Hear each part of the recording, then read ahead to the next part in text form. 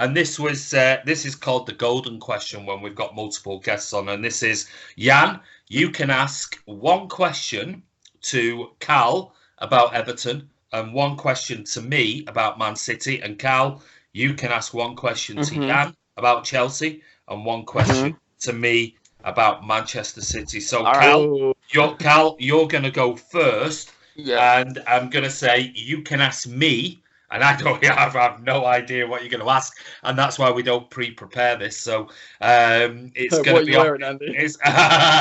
Nothing. That's why we've no cameras tonight. There you go. It's a good job. So Cal, over to you. Your question to me about Manchester City. What, like, if you do fail to win the Premier League and you don't win any cups this year, are you still 100%? Pep in, or and on to that, do you also think Pep will stay at City if you don't win anything this year? Absolutely, I am 100% behind Pep Guardiola. If we win nothing this season, I hope he stays for another year and wins another domestic treble. Would it be an unsuccessful season if we won nothing this year? I'd say on the back of last season's 4 trophies, if you want to count the 4. Oh, come on. 4 minimals. I would say, I'd be disappointed. But, look, teams are getting better and better and better. They're investing, they're playing well. Liverpool are superb at the moment. Yeah, definitely. We just discussed Chelsea at depth. We've got Leicester that we're not even touched on. They're doing very, very well under Brendan Rodgers. So for me, I don't care I do care, but if we won nothing under Pep Guardiola, I'd hope he'd stay for at least one more year to finish off his contract at City. And no City fan who's been following City as long as I have and longer can complain about the football we've seen and the trophies that we've won. So for me, regardless, he stays. You have to back him, man. He's probably the best footballing manager or mind coaching at the moment. So, God, yeah. So, the way we're going around, Andy, are we staying on Man City? Do I stay on Man City? Well, if you want to ask me, then go on. Then Jan, you can ask me about Man City. I thought maybe it makes sense for to keep. Club by club. Yeah. Okay, so on Cal's question. Pep Guardiola has never really been a proper dynasty coach. I'm not saying he won't be at City. He's got, he's in the best competitive league in the world. Yeah. He likes a challenge. He's got the money. He's got, world-class players. So he might fancy it. But, if he had any hair left, he would have gone by the time. It's a super stressful league. He took a sabbatical in New York. Yeah. If he was to go, and remember, he left Barcelona when he didn't win the league. When Jose won the league, he was like, okay, I'm going to go and zen out or whatever and change projects now and rebuild and win, start my dominance again. So say Liverpool do win the league. I'm a Chelsea fan. I don't want Liverpool to win the league. But say he doesn't and he's like, how long has he got on his contract left? Is he one year after this year? Or? Yeah, 1 year after this one. Oh, well, just say the worst happens and he's like, okay, look, I'm tapping out. I'm going to, whatever, stop and maybe manage Spain or Juventus maybe in not straight away, but after another sabbatical. Where does City go? Do you they've got an amazing squad. Laporte comes back in. I don't know if Sane comes back in or not. Or you buy another couple of world-class players. You've got amazing training facility, great academy. Things are generally still going well for City. Who comes in? Do you get Arteta to go to step up, or would you look to bring a different coach in, someone from Europe, maybe a Nagelsmann who's done amazing at Leipzig, plays young players and attacking football. Did you have an idea, or would you just want to get the disciple Arteta and put him forward straight away? It's a great question. I mean, one thing I will say, just to try and get a little bit of framework to my answer, is, when we're asked, certainly I'm asked this quite often, as obviously running Man City Fan TV. But let's not forget, it's almost like because Pep's been here for 3 years, 4 years, and is going into his final 18 months of his contract and things. Let's not forget, we won the Premier League title in 2012 under Mancini. We then won the Premier League title under Pellegrini. We've won it twice under Pep Guardiola. So it's not like all of a sudden this is brand new success, winning titles and things like that. Of course, under Guardiola, it's not new. It isn't new. We've won FA Cups, we've won League Cups under the other managers and things. So it isn't something new, and we still yet to win the one thing that everybody sort of judges us by, which is the Champions League. And so far under Guardiola, we haven't won that yet. It's not at the top of my list, I'll be honest with you. Premier League every day of the week. But to answer your question with regards to that, I think Pep, what he has done, and I think it's something that is going to be extremely important. The club will always remain. The fans will always remain. But I think what Pep has done is, you said that he's possibly the best coach in world football. I agree with you. I think he is the best coach in world football. I think what he's done is he's created an internal platform and style of play that you can see not only from the academy level, but teams that are at like under 8s, under 9s, under 10s, under 12s, and he's brought this philosophy in, albeit not as intensive as the academy level, but we've created this style of play now that is inherent within Manchester City, and I think it's going to be very, very important. And I'm sure the problem being with Guardiola is cheeky Begiristain and Ferran Soriano, they never ever go to Pep Guardiola to extend his contract 2-3 years before his contract is ready for renewal. They always, if you read any of Pep Guardiola's books by Guillaume Balaguer and things like that, they always wait until his final year, because they know that's when they can assess him. They're friends with him. He's honest with them. They can see whether he's burning out, whether he's ready for a break. And if they think that there's still more to give, they'll go to him and say, look, come on, Pep, give it another, go on, just even if it's another year or two. So I don't expect any announcement if there was to be an extension. But theoretically, though. Theoretically, if one was to come, I'd love him to stay. As far as a predecessor, a successor, I should say, I think Arteta is somebody that Pep likes, the players respect. We've got Dominic Torrent, who's just been removed from his position at New York City FC. It wouldn't surprise me in the next few months if you see Torrent back on the City coaching staff. I don't think he's a successor for Pep.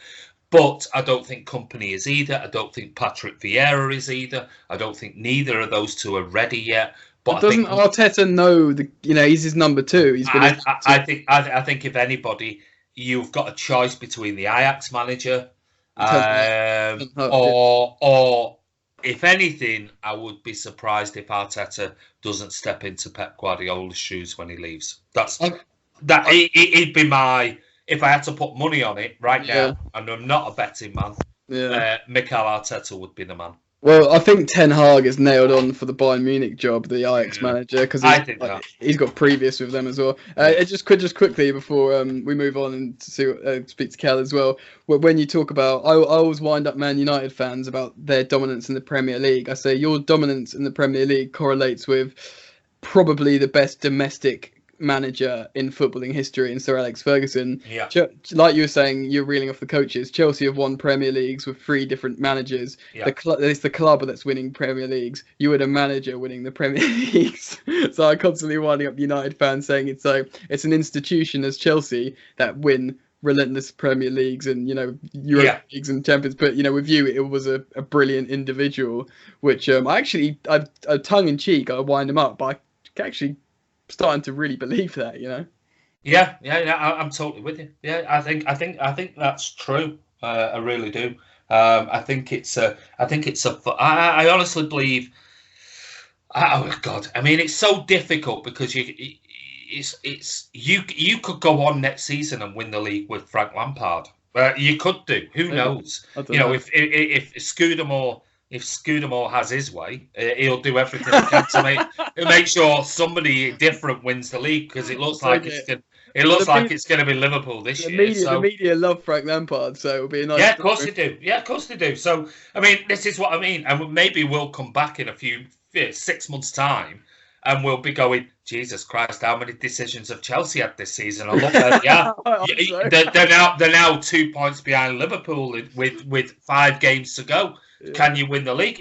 Listen, don't be surprised in the whole thing. And I'm not a conspiracy theorist, but at the end of the day, like I said, City have been around since 125 years since we formed. So we'll be around for another 125 years.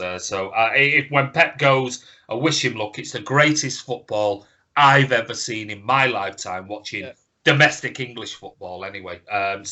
Whoever it is, we'll carry on with the Riders, City fans. That's the way it is. So that's my answer. Brilliant. Should we? Can I pose a question to Cal about Absolutely. Everton? I've been waiting for the whole episode. I asked him in this. Okay. So I've never been so undecided about a coach my whole footballing fan career. The mini Mourinho when he touched down at Hull and then jumped to Watford, and he had some really obscure high rise to Everton with the ambitions of. I didn't actually have.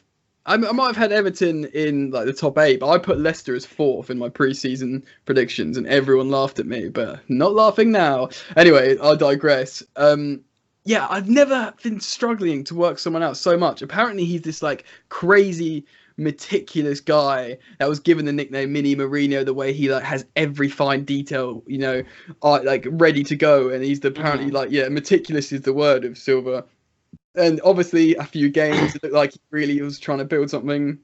He's obviously brought some great players in. Everyone was laughing when you paid that amount for Richarlison. He brought him from Watford, and he obviously saw something. And I think Richarlison often actually underperforms, but he is an amazing footballer. And every now and again, I think, oh yeah, he knows what he's doing. But then he just now and again, I'm like, does he know what he's doing? Being an Everton fan is literally being on a roller coaster. We're going out in towers and we're sitting down on a ride for the whole for the whole season, and it's really it's just weird being an Everton fan because is the majority of the fan base behind him, and are you behind him? No. No. I think it's such a weird subject because with you two, you can state the facts. We can't because there's no facts with us. When the only fact is when we go 1-0 down, we're shit and we've lost the game. We don't show fight, and he doesn't show fight. He doesn't care, but he listens to the fans sometimes. But it's he's just too arrogant to admit where he's gone wrong and where he's done this, where he's done that. He's just too arrogant, and he doesn't want to change. And he plays this stupid 4-2-3-1 formation. Oh my goodness, 2 CDMs, and they're both slow, and it never works. And he won't listen. And I don't know what he's got with. Honestly, I don't know what Michael Keane's got on him. Honestly, I think Michael Keane must have some serious dirt on him for him, because it's only the last 2 games he hasn't been starting. But seriously, same with Seamus Coleman. I don't know what Coleman's got him. Coleman's a club legend. I'm never going to deny that, but he shouldn't be playing. No. I think the way he's treating Moise Keane, I personally don't like Moise Keane, but I think the way he's treating him is wrong, and he's ruining a really good potential player. But I'm just silver out, and I think. Oh, you are? Yeah, he's took us He's took us as far as he can go, in my opinion. So, again, I know I'm only one question. I don't have too much time left, but who would you bring in to your sort of profile of club? Can I name more than one that I would like to see in? Go on, yeah. One, Andy's not going to like this. Arteta. Knows the fans. Knows the club, got a connection with the club. And personally, people say, why would he leave City if Pep? With Pep, if he is the successor to Pep. But what if Pep turns around and goes, I want to stay for the next 5 years? Then I think that could lure him in. I think he would play that passing football that could actually help us a lot, and this weird kind of football that would help us. I think he's got the Lampard. He could have the Lampard connection with Everton. It's a very weird one, but I would like to see him. Gerrard, I know this is crazy. God, he played for Liverpool. He was a Liverpool legend, but again, the Lampard effect. No, not just the Lampard effect. I don't know what people got with Rangers, but look where they were. They were bottom of the league, League Two. Then he's come in when they were in the Premiership, and he's made them. And he's not just dominating in the Scottish League; he's dominating in Europe as well, which no Scottish team has done since Celtic won the Champions League back in the 1950s. He's doing that, which is just and he plays very good football. I don't think that would happen, but I would like to see it. And the three, Rafa Benitez, winner, won the Champions League with a very, very mediocre Liverpool side. Did very good with the resources he was given at Newcastle. Very good manager, plays very good football, and I think he would be the manager to take us into the top four even. Yeah, you've gone very different sides of the spectrum with Rafa and Arteta in terms of play. Actually, Rafa only plays the kind of football he has to play, doesn't he? So exactly. Yeah. And actually, one more, Tyson. One more. This is a very weird one. If Arsenal sack Unai Emery, we need to go in there as quick as possible. What, do you think it's just a shit show over there and he can't control it? Arsenal are the Titanic. That's what I compare them to. The Titanic. They're falling down. No one can save it. Pep couldn't even save it. Arsenal are going nowhere. They're going down. That's their doing. down. I don't mean the championship. I mean like going down. Like, as a club, they're no longer bad trajectory. Can I just add? Arsenal are 6, United are 7. They're 1 point ahead of Man United at the moment. Mm-hmm. Yeah, there you go. Not just that though. You think of Andy. No, how many points for Arsenal above? You forgot Spurs, Andy. Where are Spurs? 14th.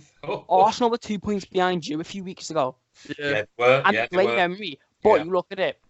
What's changed since Wenger went? Yeah. Two draws, 3. Well, they've had a loss, a draw, and a loss. He's like Poch at the moment. He's in a position where Aubameyang, we know he's leaving. I think everyone knows he's going. He's too good for that team. No offense to Arsenal, he is.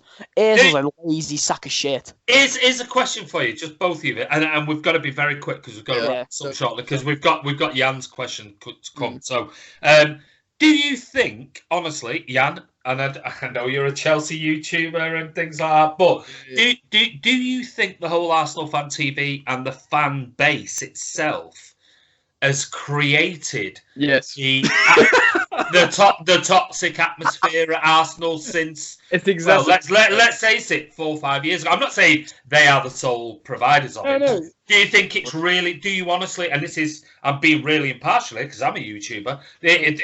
Do you think it's contributed towards it? No.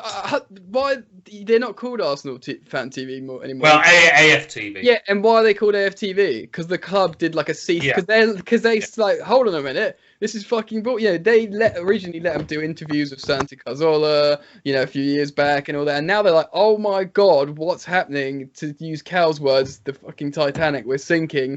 AFTV's making us, God bless Robbie. He's absolutely balling. The guy owns it, and he's just doing his thing, and he knows that when there's like drama, he's gonna stack loads of money. Yeah. And Arsenal just become a bit of a joke, and it exacerbates it. It's not the cause exactly. If Arsenal were doing really good things in the public, their players are being really professional, and they could have. They're not doing themselves any favors, but absolutely, it exacerbates it. It makes it. This is a weird comparison with Arsenal, but Arsenal are a boxer who is 48.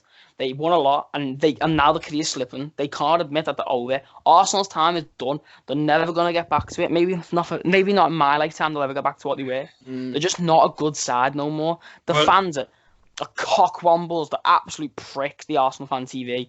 Andy, how many times have people come on and slated Otamendi? You don't slate him. You might not like him. You might have very odd, different opinions. But you would just say, F him, F him, boo him. You'd never boo him. They would. No. I'd never. They're making a living. There are players currently at City that I particularly don't like, and I have my comments and object. Yeah, Gundogan. Well, no, Gundogan in a certain position, but I would never ever boo a player ever in my life. Yeah, it's because you're too long in the tooth, mate. Oh God, Jesus Christ! From where we've come from, Jesus. I mean, anybody playing for City is great. Does it matter where you've come from, though? No, not at all. Arsenal fans. But it's interesting, and it's a shame Babs wasn't on tonight. Otherwise, we could have asked him the question. But we've got to move on because we're finishing now, and now it's time for Carl to ask Jan your question to Jan, your golden question. Yeah. So Jan, say 2 years No, well, when does your transfer ban end? It's next summer, Well, isn't it? apparently it's next summer, but So, apparently it's So potentially being lifted in January. say if you finish above City, which I know Andy's breaking right there, his heart's breaking. Say if you finish second, Could do. and your team dominate, and say if you reach the finals of the Champions League or win the Europa League, get knocked out, win the Europa League. Yeah. Say if and then you just win a cup. Yeah. Where you want signings to improve the team, to improve that starting 11. Well, that's an amazing question, man, and it's something as a Chelsea fan that we've been addressing, because not only that, because you're talking about what's the positive stuff that's going on at Chelsea, the momentum, the feel-good factor, the 6 academy starters sometimes in the 11. Do you want to bring in a player to rock the boat? In the dressing room, on the pitch, these kids have played with each other since they were 6 years old. They all know where they're going to be running. Man United, by all these players that from around the world, a lot of the time has-beens, they don't have any chemistry on the pitch. So yeah, I get what you're saying, and it's a salient point because so many times transfer bans, 2-window bans, it's almost like when you go to prison, you get out early for good behaviour. You get 1 window lifted when you appeal halfway through. So there's apparently a big chance that Chelsea can do business in January. Chelsea have the Eden Hazard money, 130 million. They have the Morata money, 60 million. They have the winning the Champions League, finishing third. Sorry, the Europa League, finishing third. And all the revenue money as well. Yeah, all the revenue money from finishing third and just being like a big brand. So they've got, and they said, and they're probably looking at Frank Lampard going, bloody hell, this is going well. Everyone likes him. He's going with me. The kids are going through. They're doing really well in the league. You know what, Frank? If you want, you can have some of this massive amount of money we've got because this looks good. Should we give you some money and it might make it even better? Do you know what I mean? They might be inclined to do that. I can't. But to be honest, Cal, mate, I can't answer that question because you think okay, yeah, what by I don't know if Andy wants to hear it, but Chelsea fan Jadon Sancho, if he fancies coming back to London to play on the right wing to replace a 32-year-old Willian, they could be tempted, but it's a good point because it might screw up the chemistry. And honestly, mate, I can't answer you because clubs want signings, don't you? You want.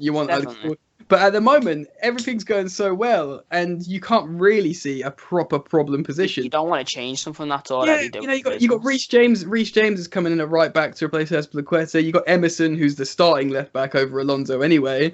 Was this transfer ban the best thing to happen to you, really?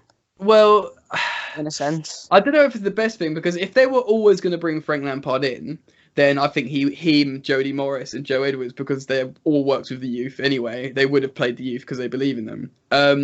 But would they have got Frank Lampard in anyway? I don't know. A lot of people said no. We can speculate no, but maybe he was in their heads. And would they have bought I don't know. Would we have bought Nicola Pepe? Nicola Pepe said he was on Telefoot. I'd only sign for Chelsea if I went to the Premier League, and obviously he's gone to Arsenal, 72 million. I don't think he's scored a goal on open play yet. No, he hasn't. Yeah, do you know what I mean? And now we've got Pulisic, who cost 50 million. He's got 5 goals and 3 games, assists, and Willian's playing well. Hudson-Odoi's coming back in. So to be honest, mate, it's a really good question. And my inner football fan wants to be of course we're gonna make signings. You know what I mean? But then you think, I know we've got to finish quickly, but have I asked you a question, Andy? I don't think I did. Oh, you did. You asked him about Pep at the beginning. You asked me one. You're not having another one. You can ask. You can send me. You can send me a WhatsApp on that one. But listen, thanks for that, Cal. Right, this is the last question before we wrap up. We're going to keep this very brief. It's in 2 parts. My first question, and I think you might have mentioned it, but I've forgotten it. Where would you honestly have believed, Jan, Chelsea would have, where you think you would have been happy with this season and where you honestly believe Chelsea might have finished this particular season? Whereabouts? Well, my pre-season prediction, I put them 7th. Right, okay. So let's imagine Chelsea are in 7th. As it stands at the moment, Liverpool top the Premier League with 34 points, Leicester in 2nd with 26. Chelsea, you're equal on 26, and City are 1 point behind with 25 points in 4th. There is an 8-point gap now to Sheffield United in 5th and Arsenal in 6th. Yeah. I love that. There is a 9-point gap to Manchester United in 7th, and along with Wolves, Bournemouth on 16 points. Before we go to sort of Burnley on 15 and 10, all the way down to Tottenham in 14th on 14 points. So, considering at this stage of the season, we are now nearly, well, we're a third of the way through, almost. So, on 26 points, if you did not finish in the top 4 this season, I would suggest to you that this season would be a massive failure if you did not win a trophy, or you finish in the top 4. So if you finish outside of the top 4, where it stands right now, and win nothing, I would say where you stand right now would be a massive failure this season. Well, it depends. The context, why did we drop out? What are the reasons for their injuries? But the thing is, it depends, right? Say we finish 5th, and I don't think Lampard has any obligation to win a trophy in his first season. I think that's asking a lot. Okay, all right then. So we'll discount trophies then. Okay, so top 4. All right. So if he brings through the youth, Tammy Abraham gets a new contract. He scores 18 goals. Looks like he's going to easily score 18 goals. Tammy Abraham starting number 9, scores 20 league goals in his first season for Chelsea. Tomori's a starter. Mason Mount's a starter. Pulisic bedded into the team, scores 15 goal contributions. Reece James comes in at right back, and our starting 11 has turned into the academy 11. They play together. They're a fun team. They're attacking, and they finish 5th. That has to be successful. Right. Well, my counter argument to that is currently in 3rd on 26 points, almost joint 2nd, let's call it, with Leicester. Yeah. Hold on. It's my question to you. Yeah. So it is. You're on 26 points. You are 9 points behind Sheffield United in 5th. 9 points. That's 3 losses, and they'd have to win 3 of those games. The same as Arsenal. You are currently 10 points, so that's 3 losses and a draw for United to catch you up. And you are currently 12 points. That's 4 losses for Spurs. Or 4 losses for you, and Spurs would have to win those 4 games for you to come out of the top 4. Now, I get the numbers. But where it stands, 26 points, joint 2nd in the Premier League with 2/3 of the season to go. Would you, coming outside of that top 4 now, be a failure? I'd be disappointed, but again, it's context. Like, do we get to the Champions League semi-final and have a big European run? Well, you get to the final and get beat by City. Okay, all right. Well, there you go. So that's going to cause us a setback. But we get beaten by City in the final of the Champions League, so we've put a lot of emotional energy into that. Tammy Abraham gets a hamstring injury and is out for 3 months. And then you can't have injuries because that makes no difference. Yeah, look at City. It's context, isn't it? Regardless, even if Chelsea are massively hamstrung, and that's the reason why they drop out because of injuries and fixtures and other competitions, I'm going to be disappointed. But if Chelsea finish in the top 6 and they've implemented Academy FC and they play attacking football, looking back, this is going to be like, I can't remember being this happy as a Chelsea fan. Are you excited? Yeah. Because I'm actually, as an outsider looking in, I'm actually quite excited looking at Chelsea and Frank Lampard at the moment, and I can't remember the last time I've ever said that about Chelsea. Well, because of Mourinho, because I couldn't stand Mourinho. But I'm actually really excited because I like Frank Lampard. He obviously played for City and New York City, so I have a little bit of emotional investment in him. I think he's a nice guy. I think he was a brilliant player. And I'm wishing him really, really well. I just wish you weren't 1 point ahead of us. But I do hope he does really, really well this year with youth, because it's a little bit of hope for us as City fans going, Phil Foden, Tommy Doyle, Eric Garcia, Teo Howard-Ellis, Yeah, Phil Foden, he absolutely, for me, he's such a talent. But City are going to finish above Chelsea, man. You've got, Sane comes back in, Laporte comes back in, Fernandinho goes back into where he belongs, which he makes an absolute. You could tactically break down so many of City's recent failures of Fernandinho not being in that space. I agree. And you get an actual left back. And Pep starts playing his football again. You'll finish above Chelsea. Chelsea are exciting. They're creating chances, but they're just not settled. So City will be second or third. I think Chelsea will be third or fourth. Okay, I'm just going to ask one very quick, one word. Cal, who wins the Premier League? Oh, why are you doing this to us at the end? Oh, you can't say that. You've got to answer. Who wins the Premier League? Liverpool. Okay, Jan. It's Liverpool. It was literally that game. It was that game. If City won that game with their injuries and stuff, Liverpool would start the bottling process. But they've been run so well. They've drilled so well. They just don't look like they know how to lose. Okay, fine, no problem. How about you, Andy? Now you answer it. Manchester City. I hope so. I hope they do. I hope so. Pep leaves after a trio of Premier Leagues, so you have to sort of start something else new and give everyone else a bit of a chance. City. Listen. We've done it before. We did it to United. We've done it to Liverpool. We're a team. Pep loves coming from behind. He just loves it. The only problem being is, to fair play to Liverpool, they are playing very. Absolutely. They're playing well. They're playing like champions. They're grinding out results that we've done. Chelsea have done. Arsenal have done. United have done. That's the only problem. The problem is though, injuries. They're playing bad and getting wins. Yeah, that's playing bad and getting beat. Yeah, that's the problem. And when you lost to Wolves, that was. And I'm not trying to shit on City so people don't have a go at me in the comments. When you lost to Wolves, that was not a Premier League performance, and that's a mad thing to say. You're just weighing or passing the ball. No. You had Gundogan doing skill moves, trying to take on Wolves, and it's like, what are you doing? I think losing at Carrow Road to 19th, 20th place. 3 losses already when you lost 4 last year. You lost 20th place. Sorry. Yeah, you lost. How many games have been played? 12. You've lost 3 and 12 and drew 1. That's not. I'd love to see us win it, but unfortunately, I just don't think it's going to happen now. Right. Well, listen. That's the end of it. We've got Jan thinking Liverpool's going to win the league. We've got Cal, an Everton fan, thinking Liverpool's going to win the league.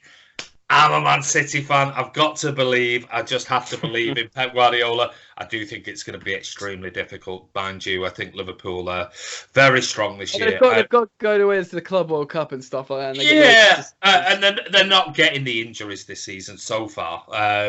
So they're very consistent. And whoever wins it, as always, will deserve to win it. But Jan, like I said, I'm really enjoying Chelsea at the moment. I'm loving Frank Lampard, what he's doing with the kids there. I think it's absolutely brilliant. I think you're playing exciting football, and I really, really do hope he does really, really well. And I hope you guys do finish in the top 4. I think I gave my prediction was City 1, Liverpool 2, Chelsea 3, and I think I actually put Arsenal 4. But anyway.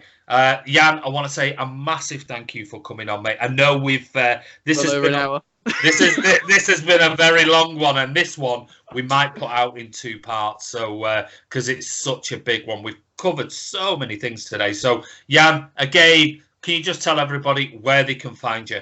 At Football Therapy, YouTube, Twitter, or Chelsea Yannick, just for my main handle on Twitter.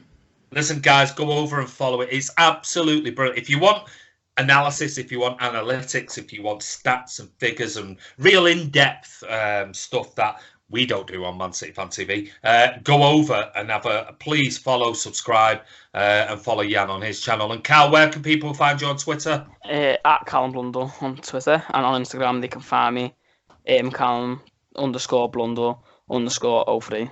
Well, listen, Cal, when you've been on the channel before, you've always talked a lot of sense, mate. And I want to say a massive thank you to you for coming on.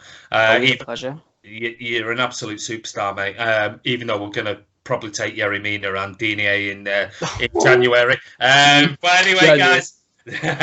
This is Andy from Man City Fan TV. This is the podcast, and I just want to say again, two guys, absolute superstars for spending so much time talking about everything, not just City, not just Chelsea, not just Everton. We've talked about all sorts of football and all sorts of topics today. So take care. Don't forget, subscribe to Man City Fan TV, hit that bell icon, comment below the video, and we'll see you on the next one.